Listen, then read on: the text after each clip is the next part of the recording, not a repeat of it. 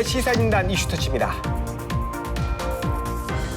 검단의 신축 아파트의 지하주차장이 붕괴된 이후 정부가 아파트 부실 시공 대책 마련에 나왔습니다. 아파트 부실 시공 문제와 해법을 알아봅니다. 인천시가 주변 도시와 연계 발전하는 서부 수도권 연합 구축을 추진합니다.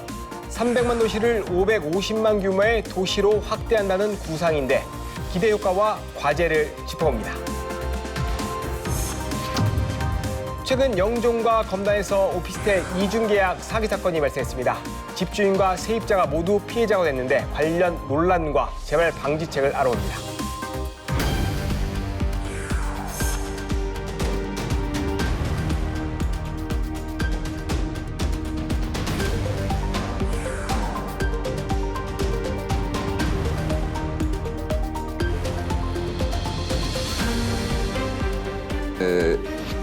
관련되는 아파트들의 전수조사를 시행을 하고 있습니다.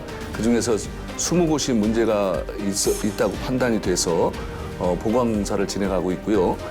나머지 82곳에 대한 전수조사 결과는 9월 말 발표될 예정입니다.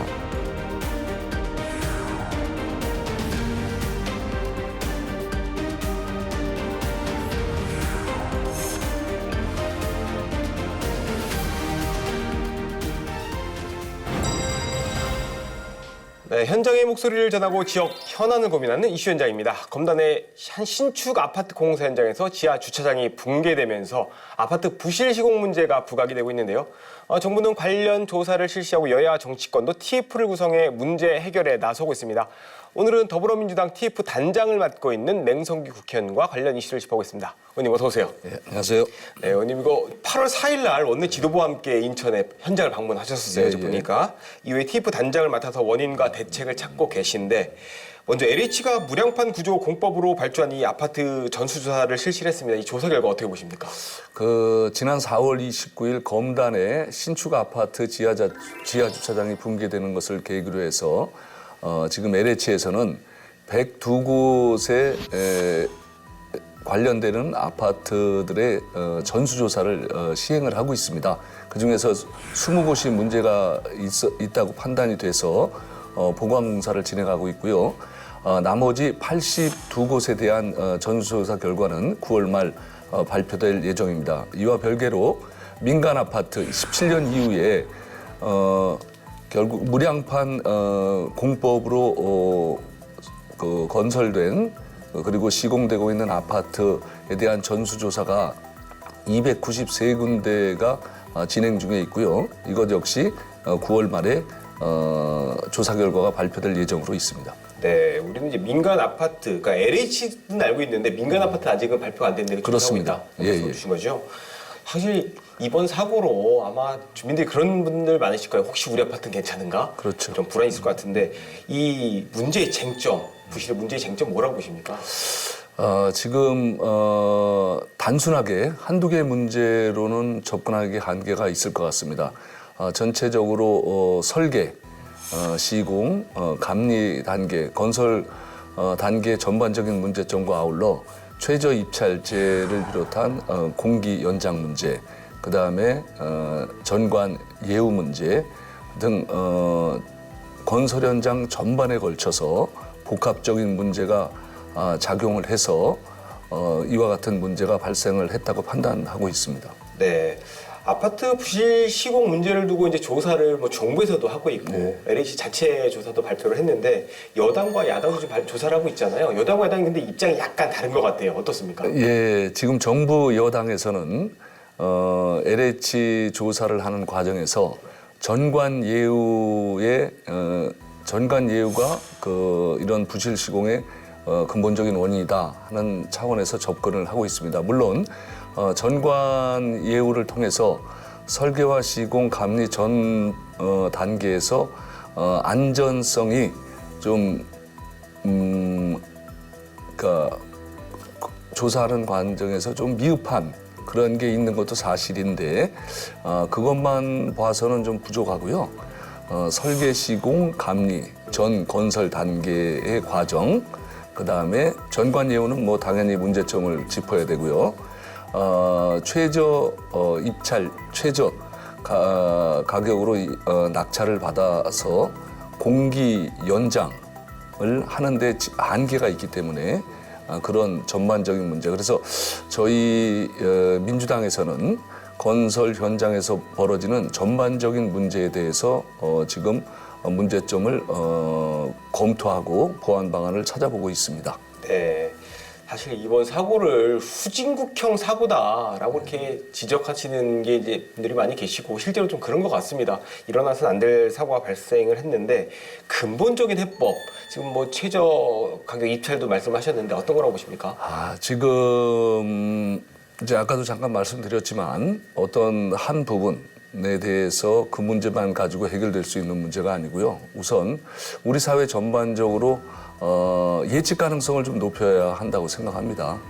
우리 사회가 예측 가능성이 현저히 낮은데 이런 건설 현장에서 다시 한번 말씀드리지만 이게 설계, 그다음에 시공, 감리 과정에서 어디 한 곳이라도 제대로 된 역할을 했다면 이런 부실 아파트가 건설되는 것은 상당히 막을 수 있었다고 보여집니다. 그리고 또 하나 건설 현장에서 지금 숙련공 경험이 많은 노동자들이 부족하다고 아우성입니다. 외국인 노동자들이 그 부족한 부분을 많이 메꿔주고 있는데 경험 있는 노동자들이 부족하다 보니까 이러한 각 단계에서 충분히 잡을 수 있는 안전 조치가 좀 미흡했던 것도 사실이고, 그리고 최저 가격으로 낙찰을 하다 보니 건설사 입장에서는 공기를 맞추는 것에 사활을 걸고 있습니다. 그러다 보니 뭐 여러 가지 안전 규정을 좀 현장에서 미흡할 수밖에 없는 그런 구조적인 문제도 있어서 이러한 전반적인 문제점을 다 이번 기회에 한번 찾아보고 그 해결 방안을 마련해서 다시는 이와 같은 후진국형 인재가 발생되지 않도록 하는 것이 역할이라고 생각을 합니다. 예, 낮은 가격으로 짧은 기간 내에 짓다 보니까 자연스럽게 문제가 발생할 수밖에 없다. 구조적인 거를 좀 개선을 해야 된다라고 말씀을 주셨어요. 이 문제가 된 아파트는 입주를 앞두고 있는 상황인데 입주 예정자들은 사실 기존에 있던 아파트를 뭐 매각한 분들도 계실 거고 전세가 만료되신 분들도 있을 것 같아요. 피해자 지원 어떻게 보십니까? 이게 가장 이제 피해를 보신 분들이 입주를 앞둔 분들입니다. 특히 이제 검단 아파트 같은 경우에는 신축이 거의 다 돼서 금년 말에 입주를 예정하고 있는데요. 1660세대에 가까우신 분들이 당초에 계획했던 계획이 다 어그러진 겁니다. 그래서 이분들에 대한 피해 구제 대책이 지금 명확하게 좀 나와야 되는데 시공사 그리고 LH 그리고 피해자분들께서 협의체를 만들어서 이제 그 방안을 마련하고 있는데요. 일단 검단 신축 아파트에 대해서 피해자분들을 어떻게 피해 구제를 할 것이냐 하는 그런 구체적인 문제가 있고요. 그 외에도 지금 문제가 발생한 20군데 LH 아파트의 경우에는 계약제들이 계약을 취소하는 경우에는 계약 해지권을 인정을 해주고 청약 통장의 기회를 다시 부활을 해주고 필요한 이자, 대출받은 이자에 대한 어떤 감경이라든지 그리고 실질적으로 뭐 이사가 이루어지는 경우에는 그에 대한 이전 비용을 지원한다든지 하는 피해 구제 대책을 마련을 하고 있습니다. 그 과정에서 국회에서는 충분한 피해 구제 대책이 아니라고 판단되는 경우에는 LH를 포함한 시공사에게 좀 더 적극적인 피해 구제 대책을 마련할 것을 요구할 계획입니다. 네. 이번에야말로 문제 원인을 정확히 파악하고 대책을 찾고 그다음에 지원책까지 잘 마련해 주시기를 국회에서 역할을 해주기를 기대하겠습니다. 예. 오늘 말씀 여기까지 듣겠습니다. 감사합니다. 예, 고맙습니다. 유정복 인천시장의 뉴 홍콩시티 프로젝트의 하나로 서부 수도권 연합 구축을 제시한 가운데 인천시가 인접도시와의 연계사업 발굴에 나설 계획입니다. 인천시는 오늘 9월부터 3개월간 인천 연계 도시간 생활권 현안 발굴 및 강화 방안 연구 용역을 추진합니다.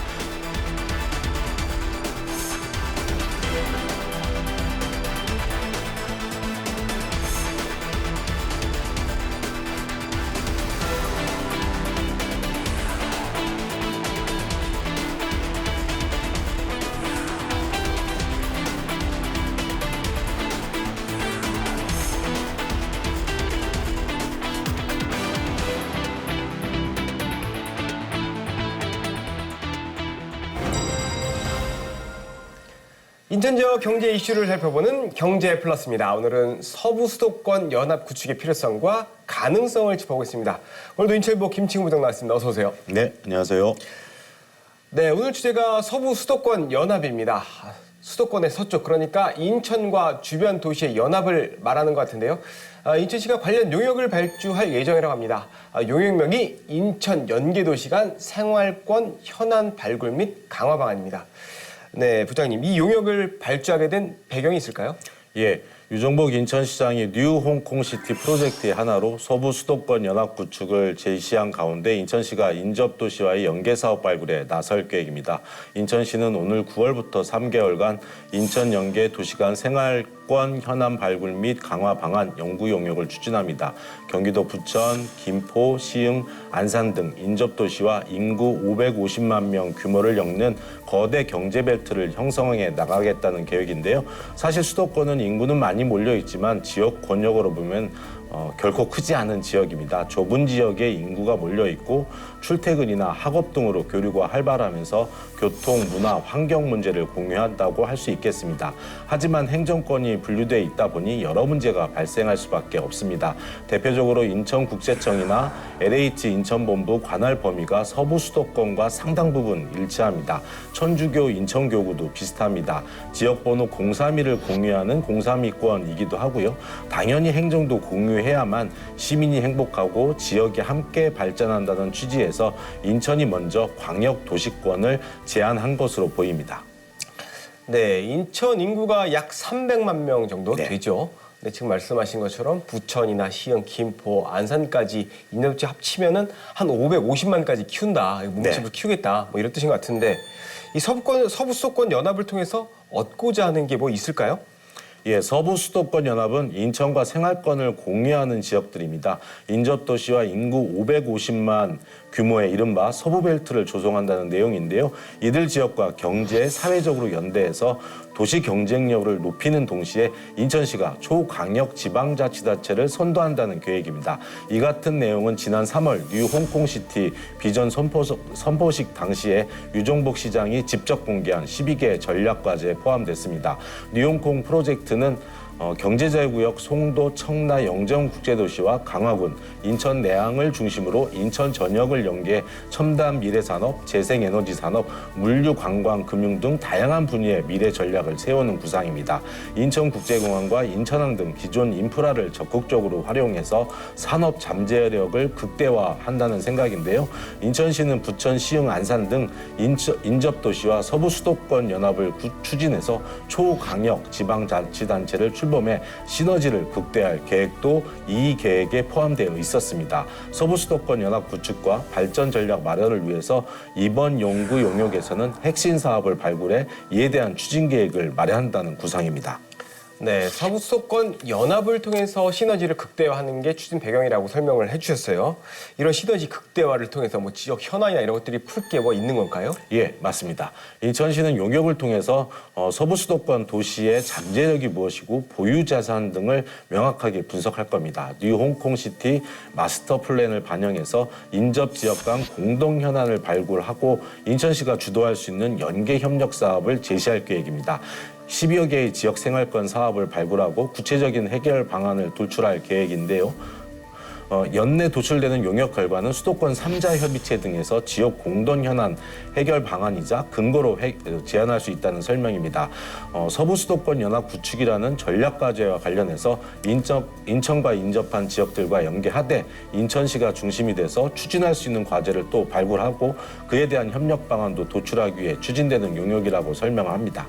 광역철도 등 공동으로 얽혀 있어서 논의가 진행 중에 있지만 아직 해결되지 않는 현안들에 대해서는 보다 구체적으로 방향을 제안할 수 있는 근거 자료를 마련하겠다는 구상인 만큼 구체적인 현안은 두고 봐야 할 것 같습니다. 네. 행정체제 개편을 보면 뭐 군구를 엮는다든지 네. 뭐 이렇게 재편하는 거는 좀 봤습니다. 네. 근데 뭐 인구가 일정 이상 규모가 되면 특례시가 되는 경우는 좀 봤는데 이렇게 인접 지자체와 연합하는 이런 사례가 혹시 있는지 좀 궁금하고 이런 구축을 위해서 뭐 어떤 과제들이 있는지도 궁금합니다. 예, 인천의 서부수도권 연합은 부산, 경남, 울산이 추진했던 부울경 특별광역연합을 떠올리게 합니다. 부울경은 특별광역연합 대신에 경제동맹을 추진하기로 했고요. 부산과 경남은 행정통합을 추진 중에 있습니다. 부울경 외에도 충청권, 호남권 등에서 지방분권 차원의 메가시티를 구상하고 있습니다. 이런 의미에서 서부수도권, 즉 인천과 김포, 부천, 시흥, 안산 등과 메가 플러스 개념을 설정하고 분도 논의가 본격화되고 있는 경기도의 남부권, 북부권과 함께 메가시티 개념을 설정한다면 그 자체로가 의미가 크다고 생각합니다. 북부, 남부, 서부권 이렇게 수도권을 연계를 한 다음에 GTX나 지하철 연장 등 광역교통망, 관광 활성화, 환경 문제 등 관할 구역에만 그치지 않고 광역적으로 문제를 해결하고 발전 방향을 내놔야 할 때인 것 같습니다. 인천이 서울, 경기도와 상생 협약을 맺고 수도권 매립지 문제 해결이나 경인 아라뱃길 활성화 등에서 논의를 집중하고 있는 만큼 생산적이고 건설적인 논의가 활발히 진행됐으면 하는 기대를 해봅니다. 네, 저희가 이번 경제 플러스에서 자주 다루는 주제들도 사실은 광역 이슈들이 많죠. 예, 맞습니다. 이게 지금 메가시티를 통해서 해결이 좀 더 쉬워질 수 있다라고 분석을 해주신 것 같습니다. 네. 오늘 말씀 여기까지 듣겠습니다. 감사합니다. 네, 감사합니다. 이 업체가 임대인에게 제공하는 임대차 계약서와 또 임차인에게 제공하는 또 임대차 계약서가 서로 다르다라는 겁니다. 예를 들어 임대인에게는 보증금 500만 원에 월세 40만 원에 관리하겠다라고 계약을 한 뒤에는 임차인에게는 보증금 1,000만 원에 월세 40만 원으로 실제 계약을 맺는 겁니다.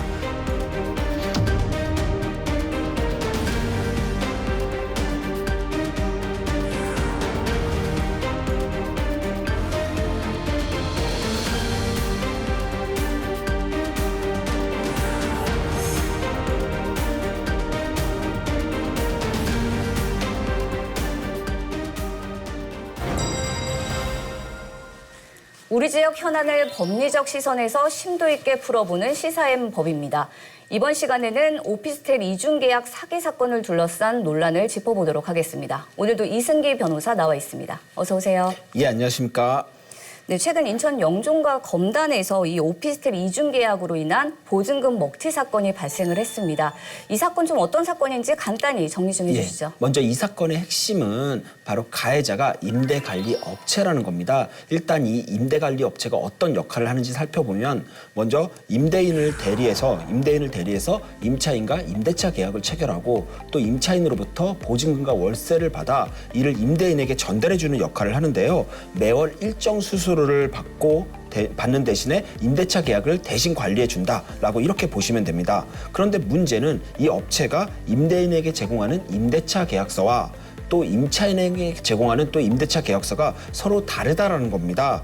예를 들어 임대인에게는 보증금 500만 원에 월세 40만 원에 관리하겠다라고 계약을 한 뒤에는 임차인에게는 보증금 1,000만 원에 월세 40만 원으로 실제 계약을 맺는 겁니다. 그리고는 차액인 보증금 500만 원을 중간에서 이제 가로채는 건데요. 매월 월세가 들어오니 임대인은 의심을 못했던 거고 또 임차인은 임차인대로 월세를 내고 잘 살고 있으니 의심할 여지가 없었던 겁니다. 그러다 이 업체가 임차인에게 받은 월세를 수개월간 임대인에게 전달하지 않고 잠적을 합니다. 그러면서 임대인들이 이를 수상히 여겨 경찰에 신고를 했고요. 또 임차인은 임차인대로 나갈 때가 됐는데 보증금을 돌려주지 않으니까 또 경찰에 신고하면서 지금 이 사건의 전말이 알려진 건데요. 한마디로 이 고양이에게 생선을 맡긴 격이다라고 말씀드리고 싶습니다.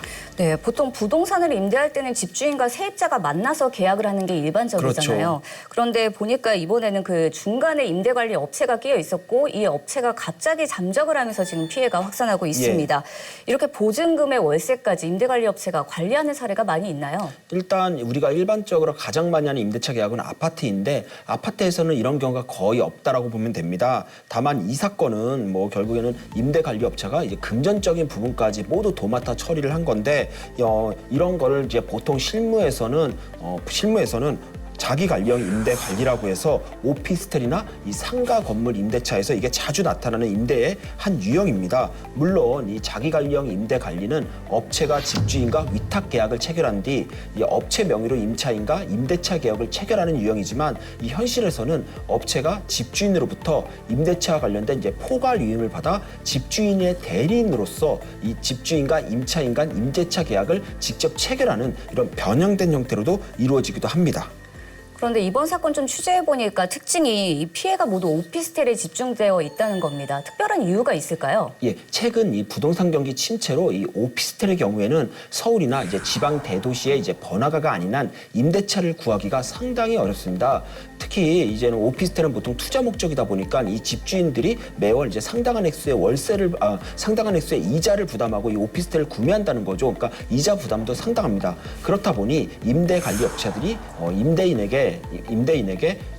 집주인에게 임차인을 직접 구해서 임차인을 맞춰서 이 관리까지 해주겠다라고 이렇게 접근을 해서 임대 관리 계약을 맺는 경우가 상당히 많다라는 거고요. 거기에 최근에는 또 오피스텔 분양이 잘 되지 않다 보니 분양업체에서 아예 한 몇 년간 임대차를 보장해주겠다라는 파격적인 조건을 내세워 분양을 하는 경우가 있는데 이때 이제 분양을 받는 사람은 분양 계약을 체결하면서 동시에 임대 관리회사랑 또 임대 관리 계약을 또 맺게 되는 겁니다. 그렇다 보니 지금 현재 오피스텔의 경우에는 임대 관리 계약이 상당히 많아졌다라고 볼 수 있습니다.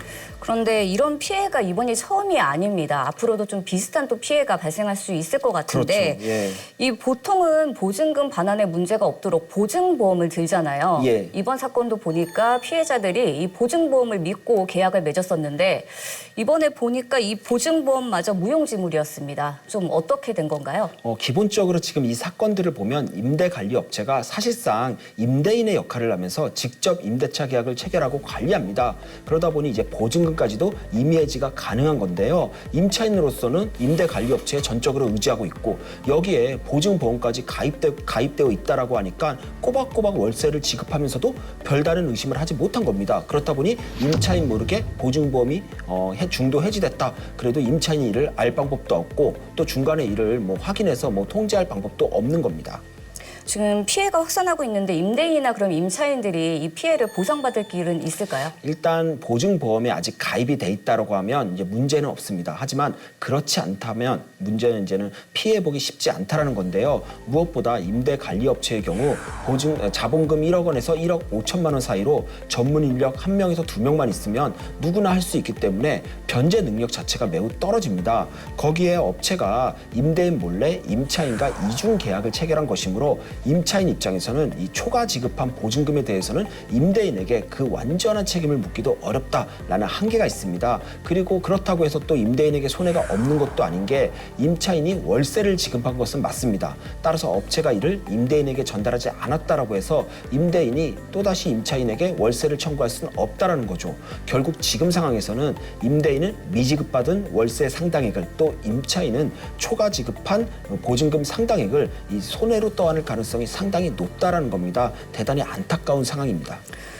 네, 전세 사기에 이어서 이번에 임대관리업체 이중계약 사기 사건까지 발생을 하면서 인천에서 피해가 커지고 있습니다. 앞으로 이런 문제 막기 위해서 주의해야 할 사항들 어떤 게 있을까요? 예, 우선 임대관리라고 해서 임대차 계약의 모든 내용을 이 업체에 맡겨둬선 절대 안 됩니다. 그러니까 임대차 계약 체결은 반드시 임대인, 임차인이 서로 대면해서 체결하고 연락처도 서로 교환해서 어떤 이슈가 있을 때마다 서로 연락을 주고받는 것이 반드시 필요하고요. 그리고 보증금과 차입은 직접 임대인의 계좌로 또 받아야 됩니다. 물론 계약에 따라서는 이 자기관리형 임대관리라고 해서 임대관리업체가 집주인과 위탁 계약을 체결하고 직접 임차인과 임대차 계약을 맺는 경우가 있습니다. 하지만 이때 임차인은 반드시 이 보증보험 가입 여부를 확인하시고 매년 반드시 이를 갱신하도록 해서 문제가 없도록 자신의 보증금이 안전하게 보관될 수 있도록 이렇게 매일 주의를 기울이는 의무가 반드시 필요합니다.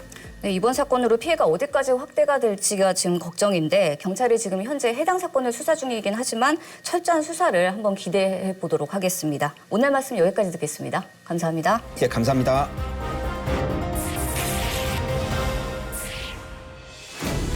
인천의 현안을 다양한 시선으로 전하는 시사진단 이슈터치 이번 시간은 여기까지입니다. 시청해주신 여러분 고맙습니다.